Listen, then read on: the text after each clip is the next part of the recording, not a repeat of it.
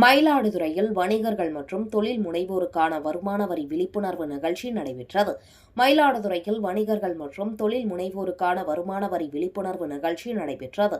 இந்த நிகழ்ச்சியில் வருமான வரி முதன்மை ஆணையர் மதுரை வசந்தன் சிறப்பு விருந்தினராக கலந்து கொண்டு உரையாற்றினார். அவர் தனது உரையில் 2026-2027 நிதியாண்டு முதல் அமலுக்கு வரவுள்ள வருமான வரி சட்டம் 2025 குறித்து விளக்கினார்.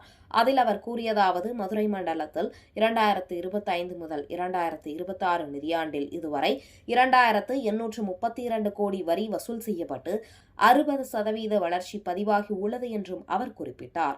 மேலும் தஞ்சாவூர் ரேஞ்சில் 2025 முதல் 2020 நிதியாண்டில் 857.72 கோடி மொத்த வரி வசூல் செய்யப்பட்டு 404.80 கோடி ரீஃபண்ட் வழங்கப்பட்ட பிறகு 452.92 கோடி நிகர வரி வசூல் செய்யப்பட்டுள்ளதாகவும் தெரிவித்தார்.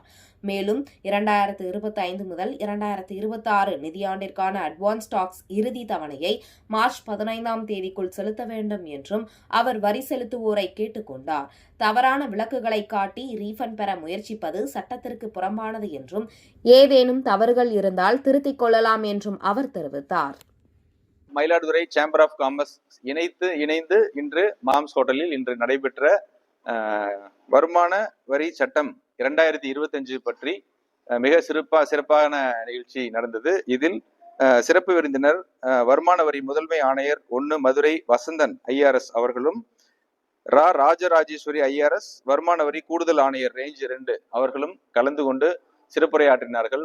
அவர்கள் மிகவும் தெளிவாக எளிமையான நடையில் மயிலாடுதுறை வணிகர்கள், மருத்துவர்கள், ஆடிட்டர்கள் மற்றும் அனைத்து வர்த்தக உறுப்பினர்களும் கலந்து கொண்டு ஒரு 300 பேருக்கும் மேற்பட்ட நபர்கள் கலந்து கொண்டு இதில் பயன் பெற்றார்கள். அவர்களுடைய கேள்விக்கும் அனைத்திற்கும் ராஜராஜேஸ்வரி ஐஆர்எஸ் அவர்கள் மிகவும் பொறுமையாகவும் எளிமையாகவும் பதில் கூறி அனைவருக்கும் எளிய முறையில் விளக்கினார்கள். இது மிகவும் ஒரு பயனுற்ற நிகழ்ச்சியாக இருந்தது. மயிலாடுதுறை வர்த்தகர் சங்கம் சார்பில் அவர்களுக்கு எங்களுடைய நன்றியையும் தெரிவித்துக் கொள்கிறோம். வருகின்ற 1/4/2026 பிறகு உள்ள புதிய சட்டங்கள் பற்றி மிகவும் தெளிவாக அவர்கள் எடுத்துரைத்தார்கள். அது வணிகர்களுக்கு அடுத்த ஆண்டிற்கான சட்டங்கள் எவ்வாறு நடைமுறைப்படுத்த வேண்டும் என்பது புரிந்து கொள்வதற்கு ரொம்பவும் எளிமையாகவும் ரொம்பவும் பயனுள்ளதாகவும் அமைந்தது.